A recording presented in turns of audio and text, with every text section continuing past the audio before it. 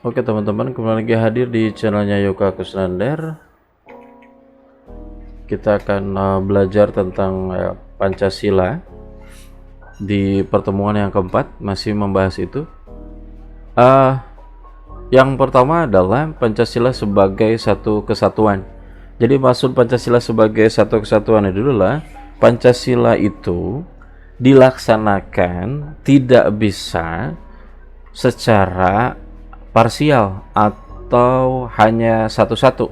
Jadi maksudnya ketika Pancasila itu dilaksanakan hanya sila pertama doang dan sila yang lainnya itu enggak dilaksanakan, maka itu bukan pengamalan Pancasila gitu. Jadi Pancasila itu harus dilaksanakannya itu harus secara berbarengan.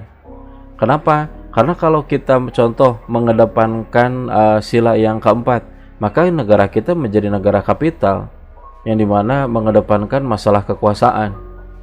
Kalau misalnya kita mengedepankan sila persatuan Indonesia saja, kemudian meniadakan yang lainnya, maka kita negara layaknya seperti negara-negara model negara komunis dan lain sebagainya gitu.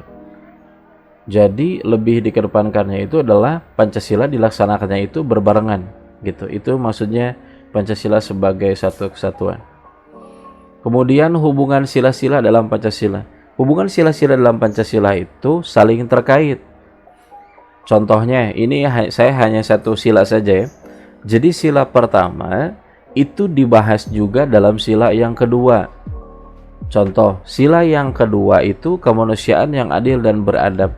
Di dalam agama atau di dalam mekanisme ketuhanan, itu setiap yang diyakini sebagai Tuhan oleh setiap agama itu berbicara tentang kemanusiaan, berbicara tentang keadilan, berbicara tentang persatuan, berbicara tentang bagaimana cara memilih pemimpin, pemerintahan dan lain sebagainya. Itu diatur juga di dalam agama-agama itu gitu. Itu maksud adalah hubungan sila-sila dalam Pancasila itu yaitu saling terkait. Kemudian selanjutnya adalah simpulan dari nilai ketuhanan yang Maha Esa. Nilai ketuhanan yang Maha Esa itu lebih ditekankan kepada bahwa kita menganut adanya orang-orang yang bertuhan di Indonesia. Jadi orang-orang yang tidak bertuhan itu nggak boleh ada di Indonesia. Hanya orang yang bertuhan saja. Sehingga di dalam pasal 29 UUD 1945 dinyatakan bahwa kita itu bebas untuk memeluk agama dan kepercayaannya masing-masing. Maksudnya apa? Karena kita itu bebas untuk memeluk agama, bukan bebas untuk beragama atau tidak. Nah, itu contoh maksud dari simpulan ketuhanan yang Maha Esa. Kemudian simpulan yang kedua yaitu nilai kemanusiaan yang adil dan beradab. Yang dimaksud adil di sini adalah adil sesama manusia, yaitu laki-laki dan perempuan. Nah, laki-laki dan perempuan itu harus adil, dan adilnya itu bisa adil setara, bisa adil proporsional, bisa adil berdasarkan kodrat alam, dan juga bisa adil berdasarkan keadilan konvensional. Seperti itu. Maksudnya apa? Jadi di sisi lain, antara laki-laki dan perempuan itu harus adil, ada yang sama rata, tapi ada juga adil secara proporsional. Contoh, jika pekerjaan itu hanya bisa dilakukan oleh laki-laki, maka hanya bisa dilakukan oleh laki-laki saja. Jika itu hanya bisa dilakukan oleh wanita, maka hanya wanita saja yang bisa melakukan. Nah, itu dimaksud dengan nilai kemanusiaan yang adil dan beradab. Gitu. Jadi tidak boleh seorang perempuan dipaksakan untuk mengerjakan pekerjaan laki-laki, dan juga pekerjaan laki-laki dipaksakan untuk dikerjakan oleh perempuan. Nah, itu nggak boleh. Kenapa? Karena tadi tidak beradab tadi. Begitu.